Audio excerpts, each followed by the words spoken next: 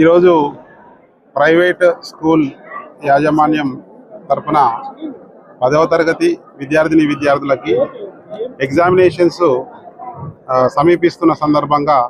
Motivational classes నిర్వహించాలని చెప్పేసి ట్రస్మా సంబంధించినటువంటి అధికారులందరూ కూడా ఇక్కడ ఏర్పాటు చేయడం జరిగింది. ఈ యొక్క మోటివేషనల్ క్లాసెస్కి సంబంధించి రోహిత్ రావు గారు వారి యొక్క బృందం కూడా చాలా చక్కగా విద్యార్థులకు సంబంధించి